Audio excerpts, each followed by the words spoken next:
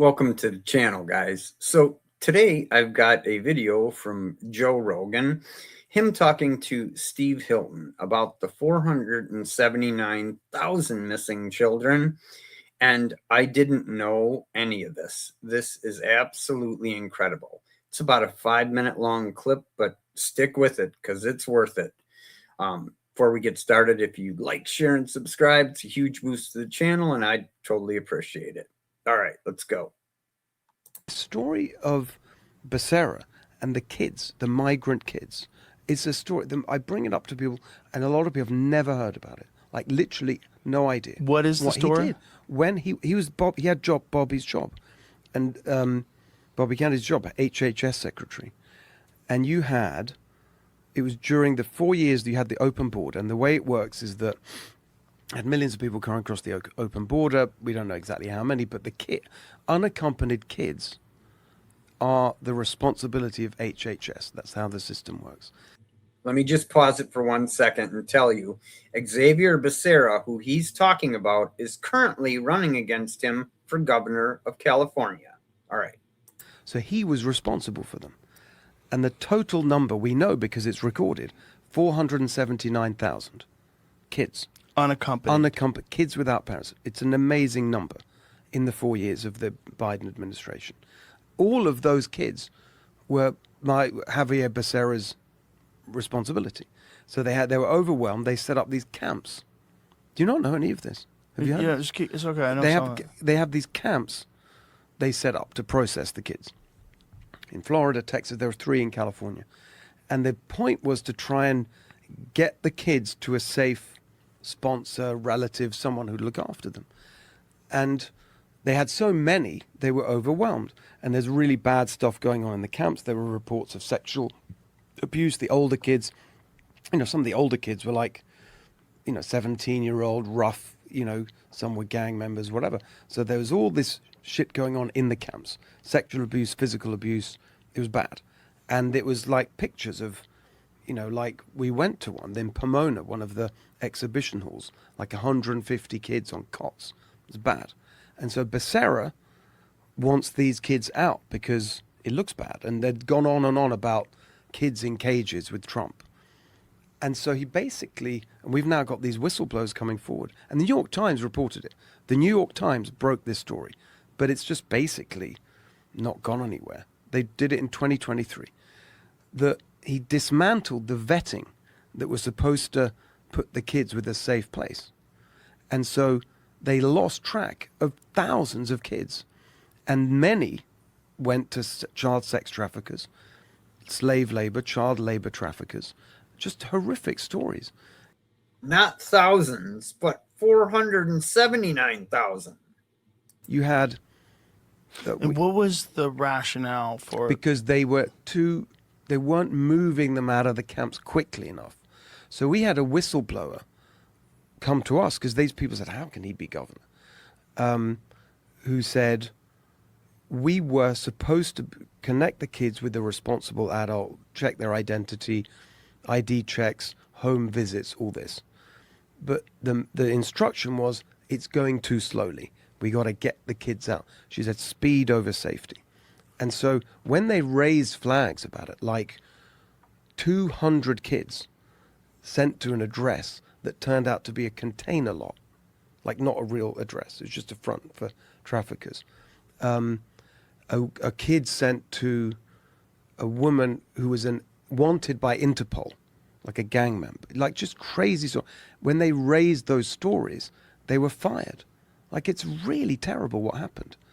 And still, HHS just published some, because they were still responsible, numbers from, I think it was 2 weeks ago, that there's 330,000 that they're still missing. They don't know where they are. 40 kids died. Like, it's really bad. And yet, it's like Fauci's like, he's the candidate for governor.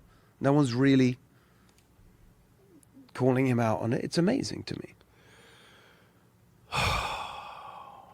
It's really bad, Joe. Honestly, that is crazy. You've got a girl. Could be responsible for that many kids and say speed over safety. So there's a story again. The whistleblower. We've put out about the videos. I mean, some people, this woman said she was a caseworker at Pomona.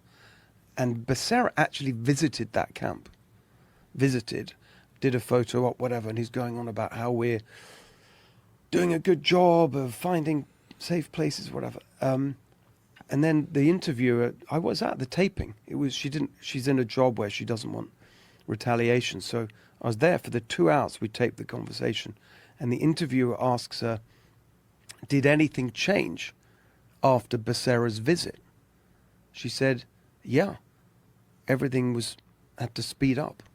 And they had strike teams that were set up to tell us, don't check when she would say, this ID is obviously a fake ID for this person. Like the photo's like a selfie, it's obviously fake. Don't worry, just send them quick, get them out. Like, I literally can't believe what I'm hearing. So because the whole thing with Trump's with kids in cages and stuff, because of that, they took the safeguards off and said, don't check ID. So pretty much anybody who wanted a kid got one. That's what it sounds like. really bad. Christ. And this, even the New York Times story had a boy who, she had a few examples because she tracked them down. She won a Pulitzer Prize for it. A kid who ended up in a meat packing plant, 13, 14-year-old, had his arm ripped off in an accident. Our girl, one of those, she came forward as a whistleblower, a victim. She was on camera. She said, she's telling the story. She was like put on a plane and they said, what happens? They didn't let her take her stuff. She was met at the other end. She said, there's 3 guys. She has no idea who these people are. She's from, I think, Guatemala. It was El Salvador. Gets in a car with 3 guys, no idea. Taken to a house. She has to work 20 hours a day, sleep on the floor with 4 guys in a room. She's just a girl from, it's just, and there's so many of these stories. The way Bobby puts it is that Becerra turned HHS into the largest child trafficking operation in history. That's absolutely mind-blowing to me. I mean, and so I'm not saying Becerra was intentionally trying to do something horrible to these kids, but because he didn't want to be embarrassed, he had strike teams put together, and their job was to make sure that the procedure, the procedural checks were taken off so that they could move kids out faster. And there's still 330,000 of them missing. I tell you what, if a Republican did this, there would be an outcry. You know what would happen if a Republican did this. And this is the first that I'm hearing this story. I'm just blown away by it. This guy, in my opinion, has absolutely no business being put in charge of California or a hot dog stand. If you do something like that on your watch, you shouldn't be in charge of anything. And you know what? I don't apologize for it. This is horrific. And where are these kids? I mean, I know Trump has found many thousands of them. There was like 50 or 60,000 of them have been found. But I mean, look where we're at right now. There's still, way over 250,000 missing.